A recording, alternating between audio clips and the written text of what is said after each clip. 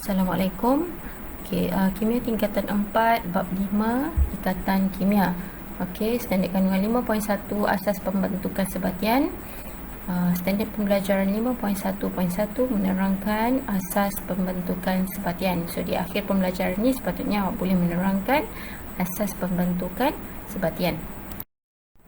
Baik, so sebelum itu kita tengok dulu apa itu sebatian. Sebatian ialah terbentuk apabila dua atau lebih unsur bergabung. So kita tengok gas adi dulu. Sebab gas adi ni dia tak bergabung dengan unsur-unsur lain ataupun sesama sendiri. So gas adi gas adi wujud sebagai gas monoatom. Dia gas monoatom dan tidak reaktif secara kimia kerana telah mencapai susunan elektron duplet. Duplet contohnya helium. Duplet ni maksudnya pada petala pertama dia telah cukup 2 elektron. Duplet dan oktet yang stabil. Oktet contohnya unsur lain lah. Contohnya neon, argon, krypton, radon, xenon. Dalam kumpulan 18. So gas adi ni adalah kumpulan 18.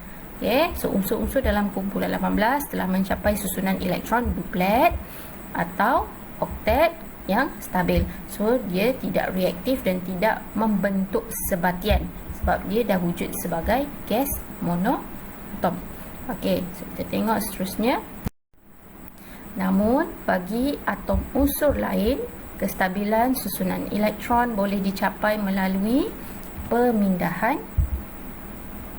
Boleh dicapai melalui pemindahan dan perkongsian elektron. So ada dua lah. Pemindahan dan perkongsian elektron. Baik. Contohnya atom hidrogen. Kalau kita lihat atom hidrogen di sini. Kalau kita lihat atom hidrogen kat sini, dia ada satu petala yang berisi satu elektron sahaja. So macam mana dia nak jadi stabil? Dia kena ada 2 elektron lah kat sini. Dia kena mencapai susunan elektron duplet, barulah hidrogen itu dijadi stabil. So sekarang dia tak stabil. So contohnya kalau kita ada 2 atom hidrogen, so apa akan berlaku untuk jadi stabil? 2 atom hidrogen ini akan berkongsi elektron. So bila dia berkongsi elektron, maka kedua-duanya telah mencapai susunan elektron duplet yang stabil.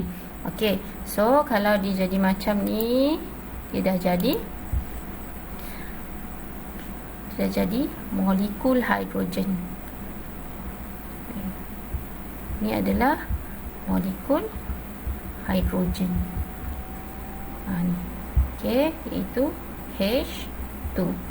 Dan ikatan yang wujud di sini, dipanggil sebagai ikatan kovalen. Ini contoh yang pertama ya.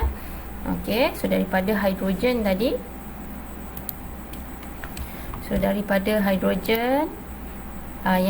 atom hidrogen yang mempunyai satu elektron yang tidak stabil tadi, so dia akan berkongsi elektron, maka dia akan jadi molekul hidrogen H2 yang stabil. So kita tengok contoh yang seterusnya. Contohnya ini ialah atom natrium. Atom natrium, tengok dekat petala pertama ada 2 elektron, petala kedua ada 8 elektron dan petala ketiga ada 1 elektron. So 281, susunan elektron dia ialah 281. So dia punya petala terakhir ni ataupun elektron valence ni ada satu sahaja. Macam mana dia nak jadi stabil? Dia perlu ada 8 elektron valence. So sekarang dia hanya ada 1 elektron valence, tidak stabil.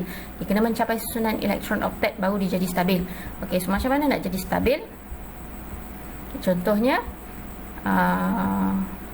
ada lagi satu atom. Ini atom klorin. 287. Natrium 281, klorin 287. So apa akan berlaku untuk nak jadi stabil? natrium ni akan pindahkan, menderma satu elektron dia kepada klorin. So nanti natrium jadi 28, klorin akan jadi 288 untuk kedua-duanya jadi stabil. Okay, so cuba kita tengok dekat sini. So natrium telah melepaskan satu elektron, so dia jadi ion natrium Na+. Okey, atom klorin tadi dia telah menerima satu elektron, so dia jadi Cl-, juga dia telah jadi stabil, so dia jadi NaCl. Okey, so kat sini berlaku pemindahan elektron. Okey, ini cara penulisan yang sebenar dia lah. Kalau tengok sini dia tulis Na+, Cl- kat dalam ni. Okay, tapi jika untuk penulisan, untuk kita tulis, kita kena tulis macam ni lah. Na28, tadi dia dah keluarkan satu elektron, so dia jadi Na+. Plus kita tulis kat sini. Okay, ada bracket kat sini dan ada charge dia kita tulis di luar.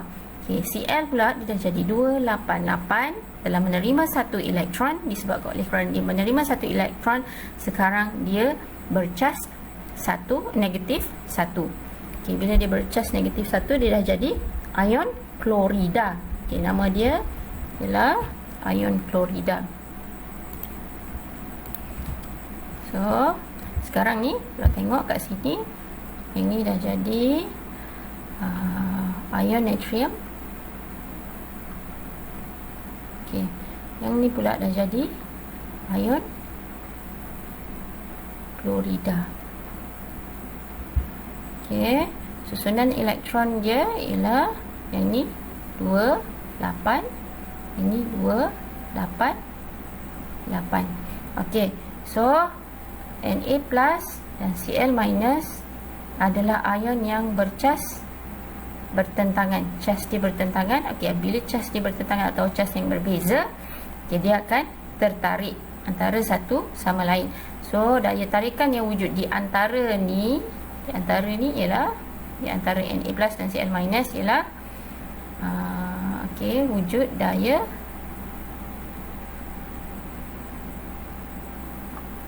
tarikan elektrostatik yang kuat. Okey, beza dengan yang pertama tadi. Yang pertama tadi H2 tadi berkongsi elektron, yang sekarang ni pemindahan elektron.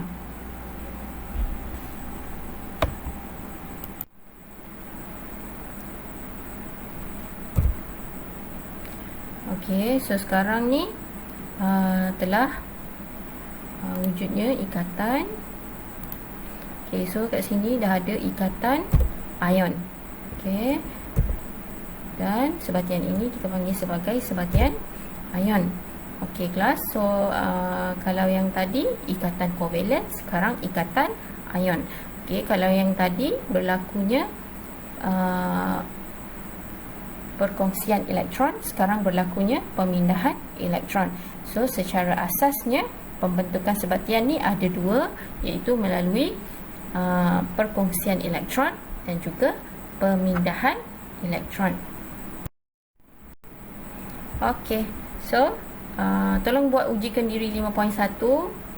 Okey, so soalan nombor 1, 2, 3, 4 berdasarkan apa yang kita telah belajar tadi. Okey, yang pertama, apakah maksud ikatan kimia? Okey, yang kedua, nyatakan dua jenis ikatan kimia. Yang ketiga, mengapakah gas adir tidak membentuk sebatian? Dan yang keempat, adakah susunan elektron atom natrium stabil? Tadi saya dah terangkan. Dan kalau tidak, jika tidak, terangkan bagaimana susunan elektronnya dapat menjadi stabil. Okey, itu sahaja.